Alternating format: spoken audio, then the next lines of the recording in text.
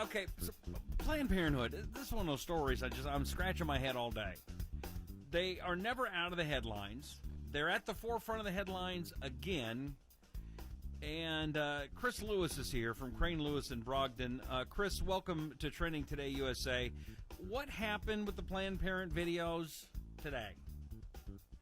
Well, what happened was apparently a couple of members of this anti-abortion activist group and our lieutenant governor asked essentially the Harris County down in Houston, the Harris County District Attorney's Office, or the grand jury to investigate claims that Planned Parenthood down there was violating the law, and they were selling fetal tissue and gaining a profit from it.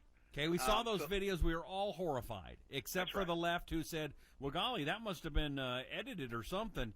Yeah, we're able to edit some woman saying, I'm going to sell babies to get a Ferrari. Yeah, we're able to do that, which we're not. Yeah, and that's what got everything going. And the Harris County grand jury, what they did is they conducted a lengthy investigation. The grand jury has powers to subpoena, to call witnesses, to do that type of thing. And what they found out is that, in fact, Planned Parenthood was not selling, or at least that Planned Parenthood, it was Planned Parenthood Gulf Coast, they were not selling any fetal tissue for a profit. But also in the course of that investigation, the two individuals that have been indicted, it was found that they were buying fetal tissue, and they were buying fetal tissue. Obviously, they wanted to catch Planned Parenthood doing something wrong.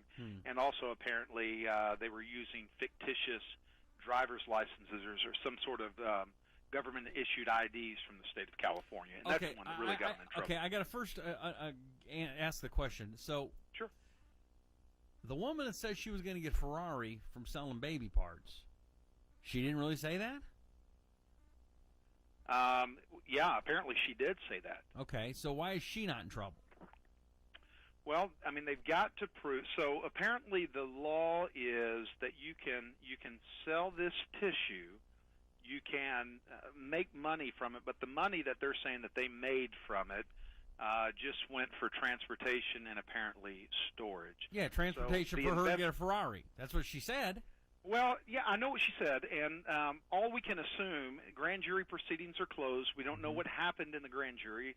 We will find out. The case has been indicted. Once it's transferred to a criminal district court, you'll probably find out a lot more about what the information was. But yes, I mean, what was said and what we heard on those videos, we definitely heard it, and it was definitely said. But apparently there just was not enough to charge that person or to charge Planned Parenthood with selling that tissue and deriving a profit from it.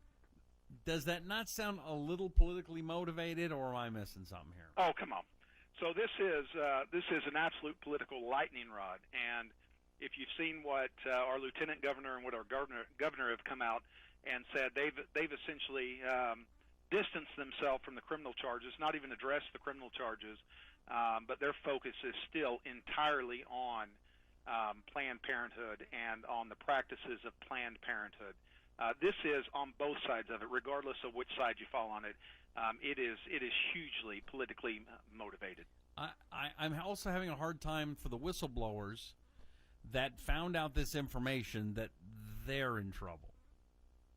Does that surprise you, or do you think they should be in trouble?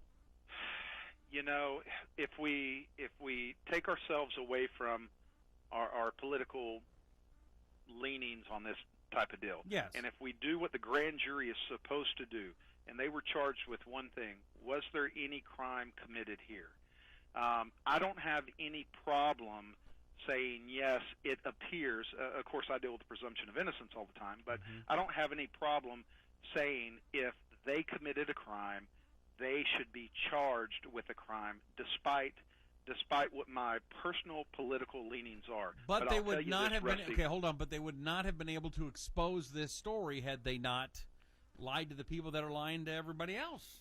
All right. So that's where you're absolutely correct. So what we've got here is we've got the convergence of something that is a political firestorm, and we've got the criminal allegations. I think the two people would say that the end justifies the means. The bigger question is, will the state of Texas ever be able to get 12 people on a jury that will convict these people, that will be able to look just at the law without considering the political ramifications, and I don't think there's any chance All right, and you just said one thing that I always criticize the left for doing: ends justify the means. So maybe I need to watch that myself in this story.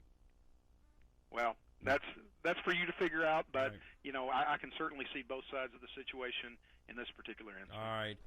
Chris Lewis, thank you very much. Chris Lewis of Crane, Lewis, and Brogdon, thank you so much for being here. Thanks, Rusty. On Trending Today USA with Rusty Humphreys.